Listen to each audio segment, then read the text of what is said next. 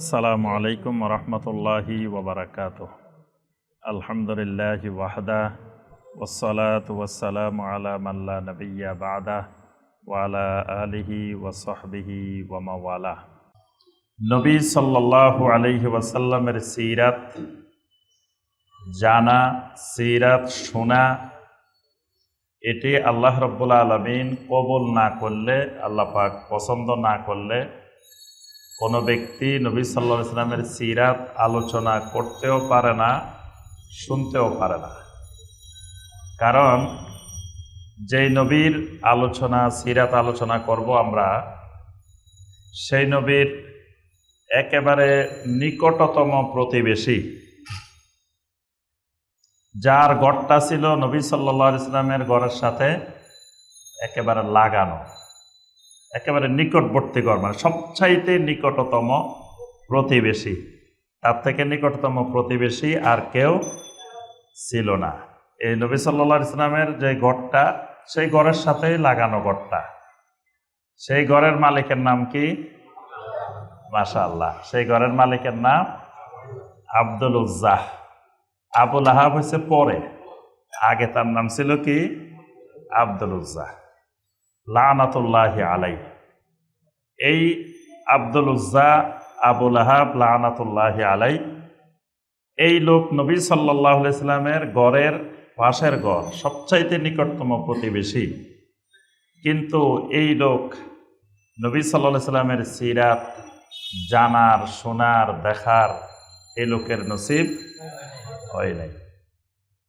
আরেক পাশে বনু মাখজুমের নেতা, তাও একেবারে নিকটবর্তী আবু জাহাল, সেই আবু জাহালেরও নবী সাল্লাল্লাহু আলাইহি ওয়াসাল্লামের সিরাত জানার, বুঝার সেই সুযোগ হয় নাই। এই জন্য আল্লাহ রাব্বুল আলামিন কবুল না করলে, আল্লাহ রাব্বুল আলামিন কোনো বান্দাকে, কোনো বান্দিকে পছন্দ না করলে, তার পক্ষে নবী সাল্লাল্লাহু আলাইহি ওয়াসাল্লামের সিরাত জানা, বুঝা, মানা সম্ভব নয়।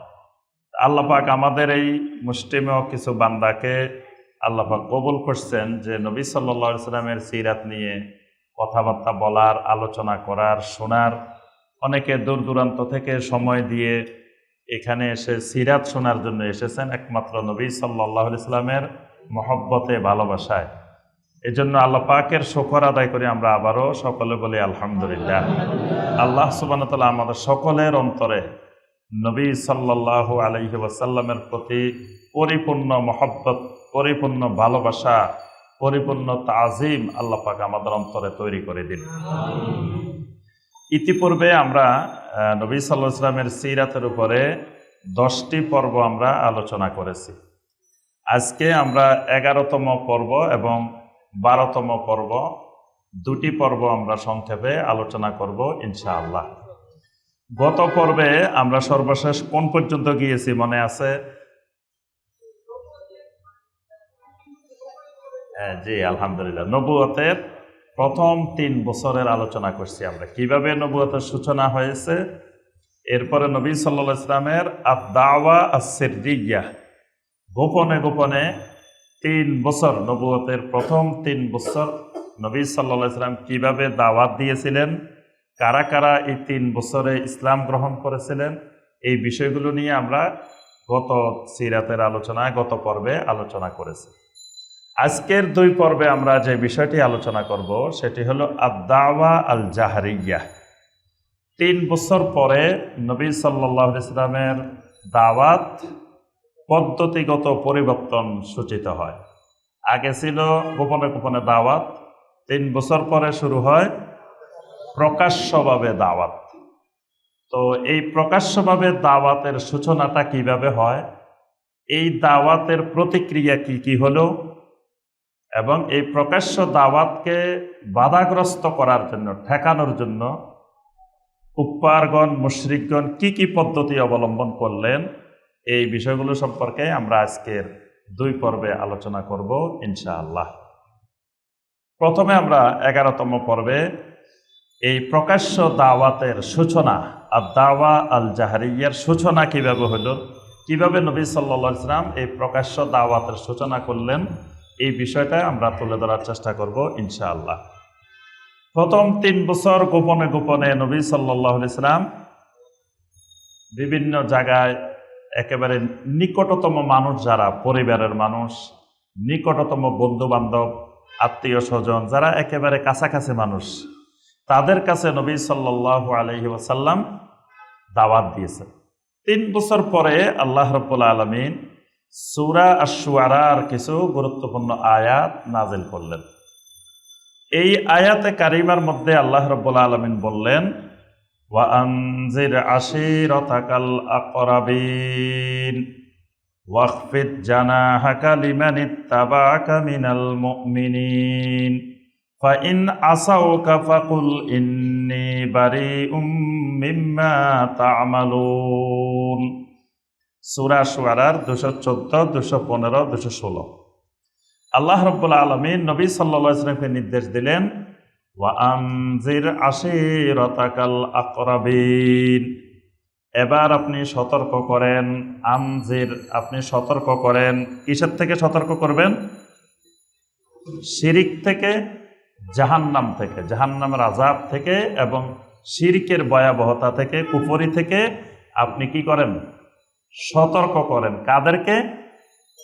আশীরাতাকাল আকরাবিন, আপনার নিকট আত্মীয় স্বজনকে, আপনার নিকট আত্মীয় যারা আছে এদেরকে আপনি সতর্ক করতে থাকেন।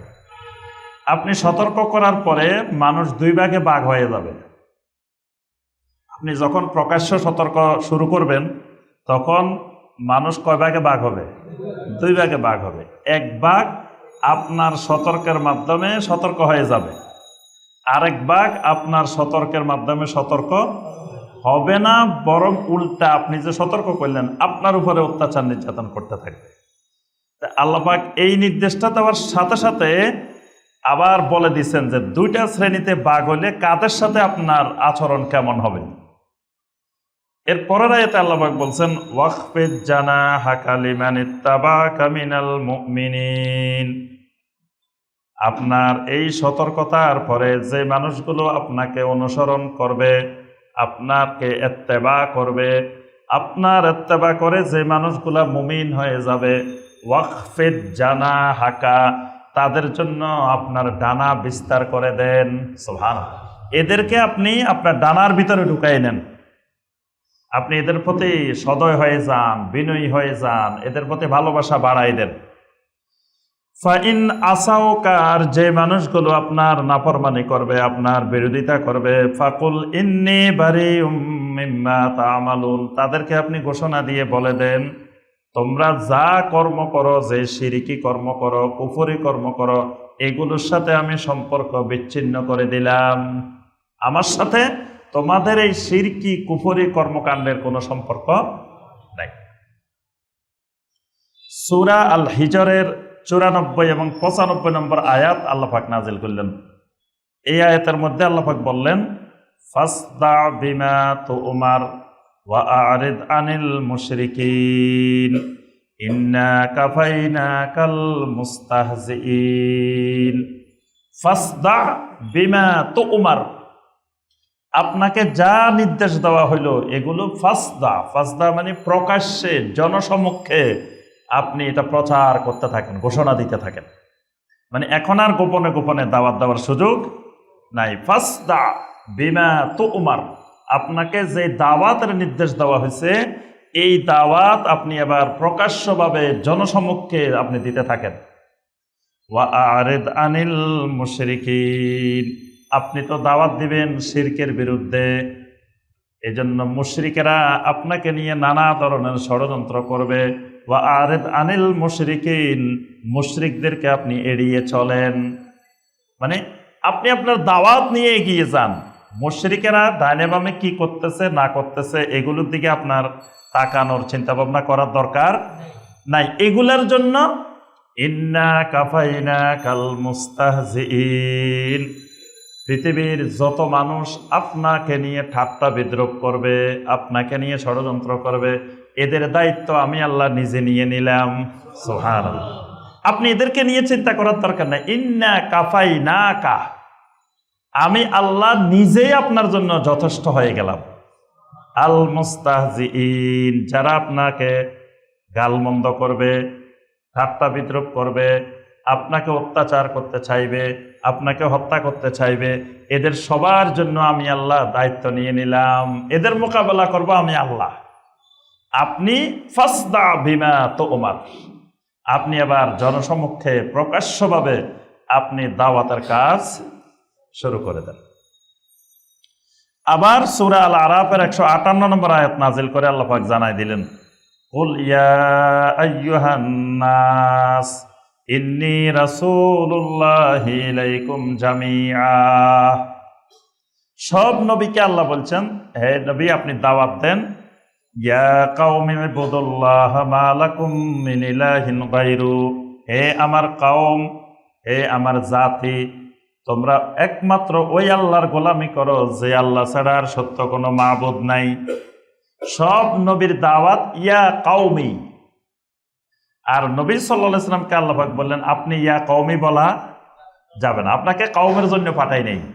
আপনি ঘোষণা দিবেন কি, ইয়া আইয়ুহান নাস, কুল ইয়া আইয়ুহান নাস, হে রাসূল আপনি ঘোষণা দেন ইয়া আইয়ুহান নাস, হে সব মানুষেরা, পৃথিবী আসমান জমিনে যে জায়গায় মানুষ আছে সব মানুষ, যদি মঙ্গল গ্রহে মানুষ থাকে তাদের জন্য, চাঁদে মানুষ থাকলে তাদের জন্য, আরো যত জায়গায় মানুষ আছে আমরা জানি না তাদের জন্য, ইন্নী রাসূলুল্লাহি ইলাইকুম জামিআ, তোমাদের সকলের জন্য আমি আল্লাহর রাসূল। সুবহানাল্লাহ, ইন্নী রাসূলুল্লাহি ইলাইকুম জামিআ, জামিআ মানে সবার জন্য। এই জন্য কোন লোক যদি নিজেকে নবী সাল্লাল্লাহু আলাইহি সাল্লামের আনিত শরীয়ত থেকে মুক্ত মনে করে, এই লোক কাফের, এই লোকের ঈমান চলে যাবে। কারণ নবী সাল্লাল্লাহু আলাইহি সাল্লাম জামিআ, এমনকি নবী সাল্লাল্লাহু আলাইহি সাল্লাম বলেন যে লাউ কানা মূসা হাইয়ান মা ওয়াসাহু ইল্লা ইত্তাবাই, আজকে এই জমানায় যদি মুসা আলাইহিস সালাম জীবিত থাকেন, তিনিও আমার ইত্তেবা করা ছাড়া তার বিকল্প উপায় নাই, তিনিও আমার উম্মত হইতে হবে, আমার অনুসারী হইতে হবে। এই জন্য ঈসা আলাইহিস সালাম পৃথিবীতে আসবেন নবী সাল্লাল্লাহু আলাইহি সাল্লামের উম্মত হয়ে, অনুসারী হয়ে। এবং খিজির আলাইহিস সালাম অনেকে বলে যে জীবিত, তিনি যদি জীবিতই থাকেন, জীবিত থাকলে তিনি নবী সাল্লাল্লাহু আলাইহি সাল্লামের উম্মত। কিন্তু খিজির আলাইহিস সালাম যদি জীবিত থাকতেন তো নবী সাল্লাল্লাহু আলাইহি সাল্লামের সাথে জীবনে একবারও দেখা হইতো না। কি নবী সাল্লাল্লাহু আলাইহি সাল্লামের যুগে দেখা হওয়ার সম্ভাবনা ছিল না? তিনি পৃথিবীতে বেঁচে আছেন আর আল্লাহ রাসূল সাল্লাল্লাহু আলাইহি সাল্লাম আসছেন, উনি আমাদের দেশের সব ওলিদের সাথে আসি দেখা করে, বাংলাদেশে আসি দেখা করে, উনি বাংলাদেশে ঘুরে কেন? উনি তো নবী সাল্লাল্লাহু আলাইহি সাল্লামের সাথে দেখা করার কথা, কে বলেন? এবং যারা জান্নাতের সনদপ্রাপ্ত আল্লাহর ওলি, সেই আবু বকর সিদ্দিক রাদিয়াল্লাহু তাআলা আনহু, ওমর ইবনে খাত্তাব রাদিয়াল্লাহু তাআলা আনহু, উসমান ইবনে আফফান রাদিয়াল্লাহু তাআলা আনহু, আলী ইবনে আবি তালিব রাদিয়াল্লাহু, তাদের সাথে তো দেখা করার কথা। উনি এই তাদের কারো সাথে দেখা করলেন না, দেখা করে কোথায়? খালি বাংলাদেশে। বাংলাদেশ তার খুব পছন্দ। যদি তিনি জীবিত থাকতেন, তিনিও নবী সাল্লাল্লাহু আলাইহি সাল্লামের কাছে এসে নবী সাল্লাল্লাহু আলাইহি সাল্লামের বায়াত নিয়ে তিনি এই উম্মতের অন্তর্ভুক্ত হইতেন। অর্থাৎ আহলুস সুন্নাহ ওয়াল জামাতের আকীদা হলো খিজির আলাইহিস সালাম জীবিত নাই। আচ্ছা, এখানে আল্লাহ পাক ঘোষণা দিলেন, তাহলে আপনার দাওয়াত খালি আপনার আত্মীয় স্বজন এই কয়জন কওমের লোকেরা হইলে সীমাবদ্ধ না, সারা দুনিয়ার যত মানুষ আছে সব মানুষের জন্য আপনার দাওয়াত। এই আয়াতগুলো যখন নাজিল হইল, এখন আল্লাহ রাসূল সাল্লাল্লাহু আলাইহি ওয়াসাল্লাম চিন্তা করতেছেন কিভাবে আমার এই দাওয়াতটা প্রথমত আমার প্রতিবেশী, আমার কওম, আমার আকরাবিন, এদের মধ্যে পৌঁছানো যায়, তারপরে না আস্তে আস্তে সারা পৃথিবীতে যাবে। এখন সেই জাহিলি যুগের সিস্টেম অনুযায়ী নবী সাল্লাল্লাহু আলাইহি ওয়াসাল্লাম প্রথমে বেছে নিলেন ওই যুগের পদ্ধতিটা। ওই সময়কার পদ্ধতি হলো, ভয়ঙ্কর কোনো বিপদ আপদ যদি কেউ দেখে কোনো জায়গায়, তাহলে সেই সিস্টেম হলো সাফা পাহাড়ের একেবারে উপরে উঠে যাবে, পাদদেশে উঠে যাবে, উঠে লুঙ্গি খুলে ফেলবে, লুঙ্গি খুলে একটা মানে লাঠির মাথায় লুঙ্গি বেঁধে ফেলবে, বেঁধে সেই পাহাড়ের চূড়ায় উঠে ডাক দিতে থাকবে, ওয়া সবাহা ওয়া সবাহা। এই ডাক যতদূর পর্যন্ত শুনবে, যে যে অবস্থায় আসে সে দৌড়ায় চলে আসবে। মানে এটা হলো সবচেয়ে কঠিন বিপদ সংকেত, মারাত্মক বিপদ, এমন বিপদ যে 10 নম্বর মহাসংকেতের চাইতেও বেশি, যে এটা এর এক মুহূর্ত দেরি করার সুযোগ নেই, এইরকম মহাবিপদ। এই জন্য এরকম যদি হয়, আর যে সতর্ক করে তাকে বলা হয় নাজিরুল উরিয়ান, মানে উলঙ্গ সতর্ককারী, তার কাপড় চোপড়ে খুলে ফেলছে, মানে এত ভয়ঙ্কর বিপদ। এই জন্য ওই ঘোষণা দেখলে একেবারে যতদূর শুনবে মানুষ সব দৌড়ায় এখানে হাজির হবে। এটা হলো ওই যুগের নিয়ম। এখন নবী সাল্লাল্লাহু আলাইহি ওয়াসাল্লাম লুঙ্গি খুলেন নাই, কিন্তু সিস্টেম ওইটা বেছে নিছেন। নবী সাল্লাল্লাহু আলাইহি ওয়াসাল্লাম সাফা পাহাড়ের একেবারে পাদদেশে উঠে গেলেন, চূড়ায় উঠে গেলেন। উঠে নবী সাল্লাল্লাহু আলাইহি ওয়াসাল্লাম প্রথমে চিৎকার দেওয়া শুরু করলেন, ওয়া সবাহা ওয়া সবাহা। ওয়া সবাহা মানে সকাল বেলার মহাবিপদ, সকাল বেলার মহাবিপদ, চিৎকার দিতেছেন। চতুর্দিক থেকে মানুষ দেখে, কে ডাকে, এটা কে? দেখে যে তাদের প্রত্যেকের অন্তরের মহব্বতের লোক, ভালোবাসার মানুষ আল আমিন, তিনি ডাক দিছেন, তিনি বলতেছেন সকালবেলার মহাবিপদ। যে যেখানে যে অবস্থায় ছিলেন সবাই দৌড়ায় চলে এসছে সাফা পাহাড়ের নিচে। এমনকি এই আবু জাহাল, আবু লাহাব এরও সবাই আসছে, একবার সব মানুষ চলে আসছে, দৌড়ায় এখানে আসছে। আসার পরে আল্লাহ রাসূল সাল্লাল্লাহু আলাইহি ওয়াসাল্লাম বললেন যে আমি আপনাদেরকে যে কারণে ডাকছি সে কারণটা এখন আপনাদেরকে ব্যাখ্যা করি। আমি দেখতেছি ইন্নী আরা বাইনা ইয়াদাই আযাবিন শাদীদ, আমি আপনাদের সামনে কঠিন এক আযাব দেখতে পাচ্ছি, ভয়ঙ্কর এক আযাব আমি দেখতে পাচ্ছি। আনকিজু আনফুসাকুম মিনান নার, সুতরাং আপনারা সবাই নিজেরা নিজেদেরকে জাহান্নামের আগুন থেকে বাঁচান। আমি আপনাদের সামনে এক আযাবের শাদীদ দেখতে পাচ্ছি, আর আপনারা ওই আযাব থেকে নিজেরা নিজেদেরকে বাঁচান। এরপরে নবী সাল্লাল্লাহু আলাইহি ওয়াসাল্লাম এবার নাম ধরে ধরে বলা শুরু করলেন, ইয়া বানি কাব ইবনে লুয়াই আনকিজু আনফুসাকুম মিনান নার, ইয়া বানি কাব ইবনে মুররা আনকিজু আনফুসাকুম মিনান নার, ইয়া বানি আব্দুল মুত্তালিব আনকিজু আনফুসাকুম মিনান নার, ইয়া বানি হাশিম আনকিজু আনফুসাকুম মিনান নার, ইয়া সফিয়্যা বিনতে আব্দুল মুত্তালিব আনকিজি আনফুসাকুম মিনান নার, ইয়া ফাতেমা বিনতে মুহাম্মদ আনকিজি নাফসাকে মিনান নার। সুবহানাল্লাহ। এইভাবে নাম ধরে ধরে প্রত্যেক সম্প্রদায়ের নাম ধরে ধরে বলতেছে, হে বনু কাব ইবনে লুয়াই, হে বনু কাব ইবনে মুররা, হে বনু আব্দুল মুত্তালিব, হে বনু হাশিম, হে বনু মাখজুম। এইভাবে সবাই নাম দেয় এবং তার ফুফুর নাম ধরে, হে সফিয়া ইবনে আব্দুল মুত্তালিব, সফিয়া বিনতে আব্দুল মুত্তালিব। আপনারা সকলে, এমনকি নিজের মেয়ের নাম ধরে বলছেন, ইয়া ফাতেমা বিনতে মুহাম্মদ। তো সবাইকে একটাই কথা বলছেন, আনকিজু আনফুসাকুম মিনান নার, তোমরা তোমাদেরকে নিজেরা নিজেদেরকে জাহান্নামের আগুন থেকে বাঁচাও, নিজেরা নিজেদেরকে জাহান্নামের আগুন থেকে বাঁচাও। ফাইন্নী লা আমলিকু লাকুম মিনাল্লাহি শাইআ, আর আল্লাহর পাকড়াও থেকে, আল্লাহর আযাব থেকে বাঁচানোর ক্ষেত্রে আমি কিছুর মালিক নই। মানে আমি তোমাদেরকে ওই আল্লাহর পাকড়াও থেকে, আল্লাহর আযাব থেকে বাঁচানোর মালিক নই। মালিক হলেন আল্লাহ। আমি হয়তো আল্লাহর অনুমতি ক্রমে তোমাদের জন্য সুপারিশ করতে পারবো, কিন্তু আমি তোমাদেরকে জাহান্নাম থেকে বাঁচাই দিতে পারবো না। কিন্তু সুপারিশ পাইতে হলে আমার শর্ত আছে। সুপারিশ পাইতে হলে ইমানদার হতে হবে। কোনো মুশরিকের জন্য, কুফফারের জন্য নবী সাল্লাল্লাহু আলাইহি ওয়াসাল্লামের শাফাআত প্রযোজ্য হবে না।